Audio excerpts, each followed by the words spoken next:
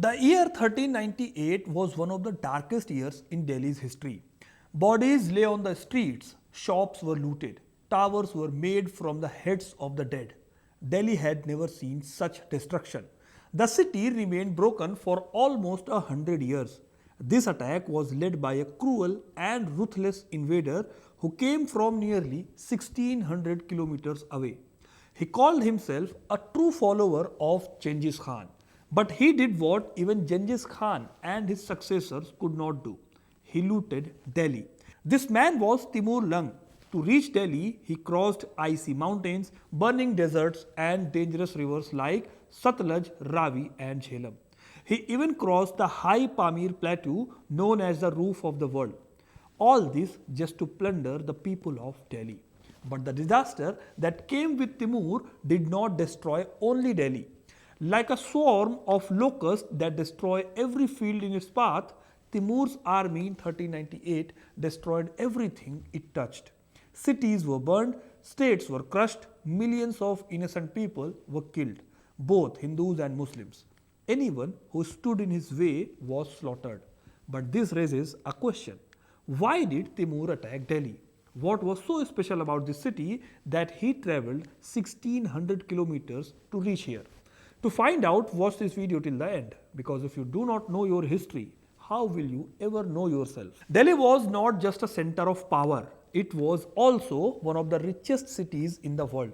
For centuries, many invaders tried to capture it. In 1192 AD, Muhammad Ghori defeated Prithviraj Chauhan and took Delhi. In 1206, the Ghulam dynasty took control after the Ghurids. The Ghulam rulers and the dynasties that followed expanded the Delhi Sultanate and conquered large parts of India. With every victory, more wealth came to Delhi. The city grew richer. Its population increased.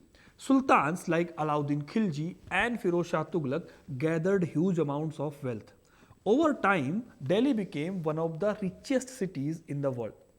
These military victories increased both the wealth and the population of Delhi. The sultans looted huge amounts of goods and brought them back to decorate their capital. Skilled artisans were also captured and brought to Delhi to strengthen its economy. As stories of Delhi's riches spread, many rulers dreamed of invading India, which was called the Golden Bird. Even Genghis Khan once thought about attacking Delhi. During Alauddin Khilji's rule, the Mongols tried to invade India 5 times, but they failed. But in 1398, when Timur Lung entered India, Delhi could not defend itself. A storm of destruction swept through the city and ruined everything. So why did Timur attack at that time? By the end of 14th century, Delhi had grown weak. Strong rulers like Balban, Alauddin Khilji and Firoz Shah Tughlaq were gone. After Firoz Shah's death in 1388, no powerful sultan took the throne. Around this time, Timur was expanding his power in Afghanistan. A spy from Delhi reportedly told him that the Delhi Sultanate was weak and divided. The moment was right to attack. Historian Sir George Dunbar wrote in his book, The History of India, that within 10 years of Firoz Shah's death, 5 different rulers sat on the throne of Delhi. They were his grandsons and even his youngest son. This shows how unstable Delhi had become. The situation inside the Sultanate was so weak that any outside invader could attack and took control. Timur was impressed by what his spy told him. He also felt tempted by the stories of Delhi's wealth. He knew how rich the city had become under the Delhi Sultans. Delhi was famous for its crops, fine textiles, and perfumes. It was known as a city of great prosperity. People said that there were families in Delhi whose wealth was beyond imagination. Timur saw himself as a follower of Genghis Khan, so he called a meeting of his generals to discuss the attack on Delhi. In that meeting, some of his ministers warned him. They said attacking Delhi would not be easy. The Delhi Sultanate had a huge army of war elephants, and no army could easily face them. Timur himself wrote about this in his autobiography, Mulfuzat-e-Timuri. He said that while he was in Samarkand, he heard many stories about these elephants. People said the elephants were covered in armor. Some even claimed that their tusks were coated with poison. Arrows and spears could not harm them. They would crush soldiers with their trunks.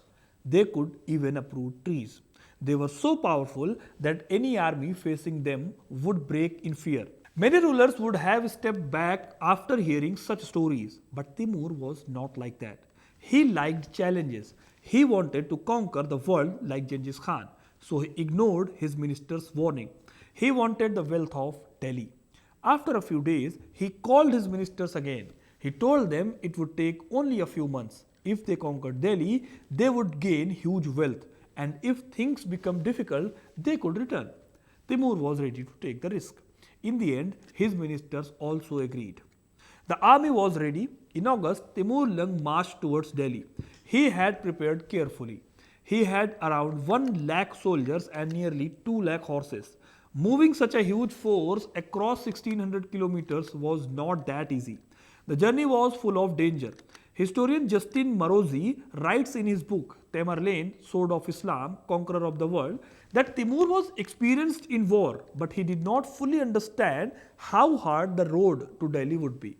Between Samarkand and Delhi were snow-covered mountains, burning deserts and vast barren lands.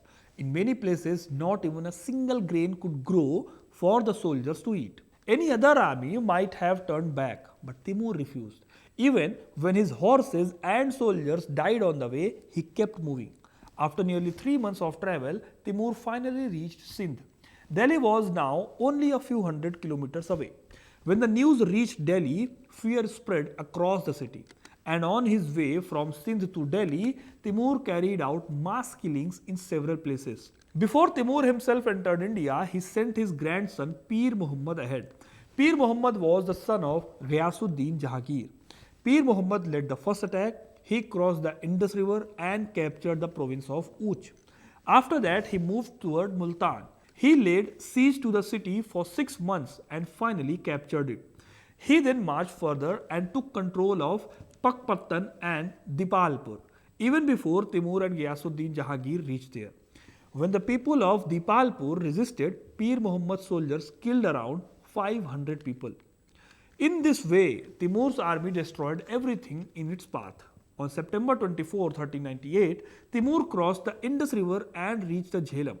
Shihab-ud-Din Mubarak tried to stop him, but he failed. Timur killed Mubarak and his entire family. On October 13, Timur crossed the Jhelum and the Ravi. He then surrounded the town of Tulamba in Punjab. He promised the people that he would spare them if they paid money. But after taking control, he ordered the execution of all the townspeople. On October 25, 1398, Timur reached the northern side of the Sutlej river. The next day, Pir Muhammad, who had already captured Multan, joined him.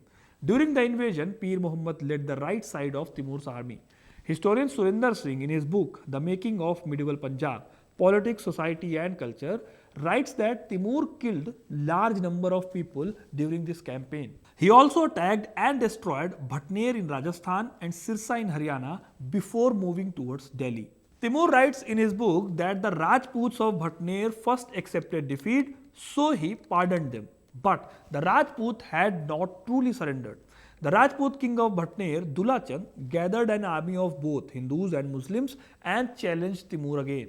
But once again, Timur won. Timur himself describes what happened next. He writes that in a short time, all the people inside the fort were killed. Around 10,000 people were beheaded in just 1 hour. He said the sword of Islam was covered in the blood of the infidels. His soldiers looted their belongings, their treasure, and the grain stored in the fort for years. Houses were set on fire. The buildings and the fort were destroyed completely. According to accounts of what happened in Bhatner, the situation was tragic. It is said that many Hindus threw their women, children, and belongings into the fire to save them from capture. Some who claimed to be Muslims killed their own women and children, fearing what would happen next. After this, both sides decided to fight until the end. More than 10,000 Hindus were killed. On November 13, 1398, Timur left Bhatner and moved through Fatehabad. In Sirsa, Haryana, he carried out another massacre. Anyone who resisted or tried to run was killed.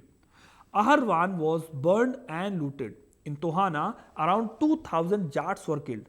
On November 29, his entire army gathered at Kaithal. From there, they marched towards Panipat. Then on December 10, Timur captured Loni. Many Hindu residents were killed there. As he moved forward, he left a trail of destruction across North India. By now, the news of Timur's terror had reached Delhi. The ruler of Delhi was Nasiruddin Mahmud Shah. But the real power was in the hands of his two ministers, Mallu Iqbal Khan and Sarang Khan. Sarang Khan first tried to stop Timur near the Indus River, but Timur crushed his army within hours. After that, he killed many people on his way towards Delhi. On December 12, Mallu Iqbal attacked Timur's rear guard. Timur sent two divisions to protect it. Mallu Iqbal was defeated and forced to retreat back to Delhi. At this time, around 1 lakh Hindu prisoners were moving with Timur's army.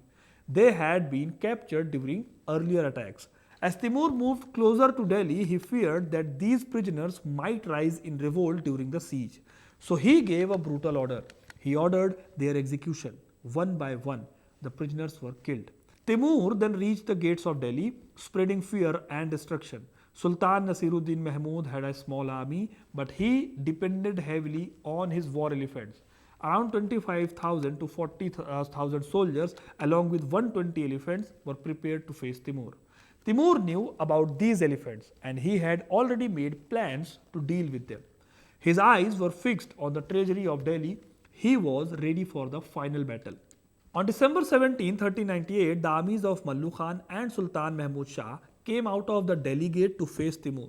They placed their strongest force in the center, the war elephants. Armed soldiers were mounted on them. At first, Timur's army seemed to gain the upper hand, but when the elephants charged forward, the situation changed. The elephants crushed the Mongol soldiers. The destruction was so fierce that it looked like Timur might lose the battle for Delhi. But Timur had already planned for this. Historian Justin Marozi writes that Timur had prepared for the elephants. He loaded oxen and camels with dry wood and grass. Behind his army's position, he also had large pits dug. When the elephants of Delhi began to move forward, Timur ordered the dry grass on the camels and oxen to be set on fire. The burning animals were then driven toward the elephants. Seeing the flames, the elephants panicked. If they moved forward, they would fall into the pits, so they turned back. In panic, they began trampling their own soldiers. Within hours, the battle was decided. Timur captured Delhi.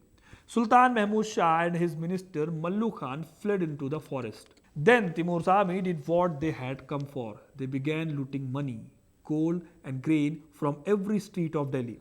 It is said that when Timur heard that some people in Delhi were resisting, he gave a brutal order. He ordered the killing of all Hindus and Muslims in the city. For the next 4 days, Delhi was drowned in blood. Justin Marozi writes that Timur's army had complete freedom in Delhi. They could do anything they wanted. To escape this violence, many people hid inside a mosque. They thought the army would not enter a holy place. But the soldiers went inside and killed every man there. After that, they built a tower from the severed heads. Timur stayed in Delhi for only 15 days. In that time, his soldiers looted the city without mercy. Crops were destroyed, homes were burned. Delhi would take almost 100 years to recover. Timur had come for one reason, to loot the treasury. He took as much as wealth he could and then left for Samarkand. But on his way back, he caused many destruction in Meerut and later in Kangra. He captured Kangra on January 16, 1399, and after that he marched to Jammu, defeated its king and took him prisoner. So friends, this was the story of Timur Lenk's attack on Delhi, India. After he left, North India was in ruins. Delhi was broken and leaderless. The bodies of thousands lay in the street. The air and water became polluted and disease began to spread. It is said that the destruction was so severe that the city was left empty. For 2 whole months, not even a bird was seen flying over Delhi.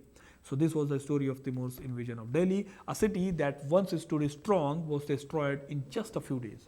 Thousands were killed, homes were burned, wealth was looted, and Delhi needed almost 100 years to recover from this attack. History teaches us how one invasion can change the fate of an entire nation. If you find this video informative, please like it, subscribe to the channel for more such stories from history. Share this video with your friends and let me know in the comments which topic you want next. Because if you don't know the history, we cannot understand who we are. See you in the next video. Thank you.